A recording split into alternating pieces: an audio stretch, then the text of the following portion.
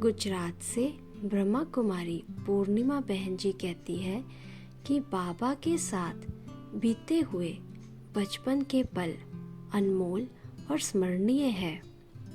वह कुछ दिन के हैं, दुर्लभ है और कुछ ही घटनाएं हैं जो आज कई वर्षों के बाद भी मुझे याद आ रही हैं। बचपन की ईश्वरीय अलौकिक खुशियाँ कुछ और ही थी। साकार बाबा के साथ बीता बचपन याद करते ही मन नाच उठता है और दिल गाने लगता है।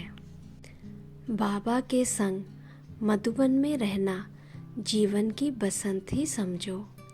इस बचपन में खिला हुआ खुशबूदार फूल, राजा कहो अथवा रूहे गुलाब कहो, वे थे साकार बाबा।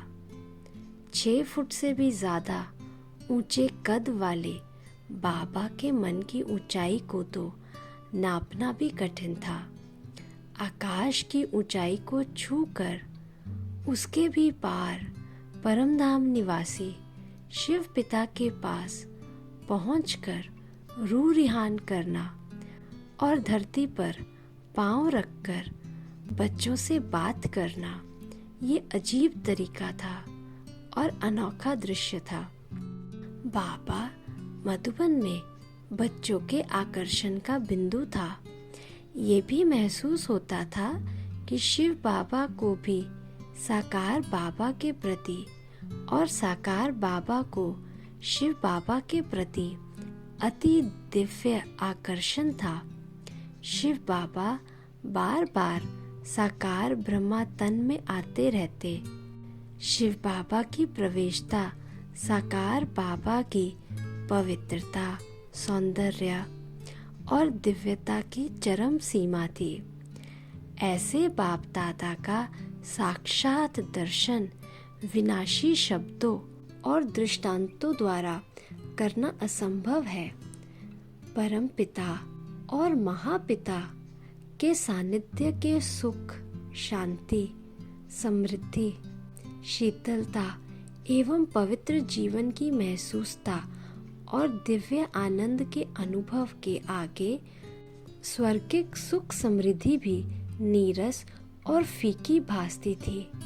उस समय के वो महान पल देवताओं के लिए भी दुर्लभ थे।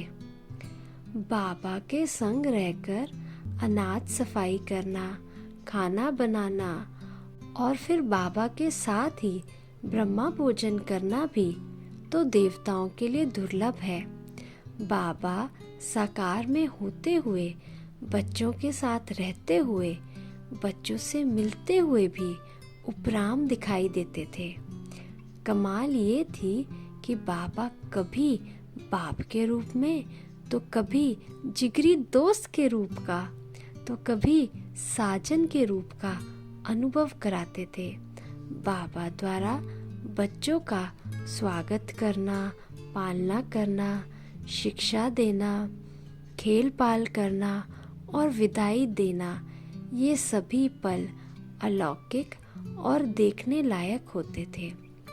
मैंने अनुभव किया है कि मधुबन में पांव रखते ही मुख्य द्वार पर खड़े बाबा द्वारा शीतल दृष्टि देना, मधुर शब्द बोलना, पिस्ता, बादाम, शक्कर की टोली का मुख में डालना और बच्चों का बाबा की बाहों में समा जाना, इन सब से जन्म जन्म की थकावट दूर हो जाती।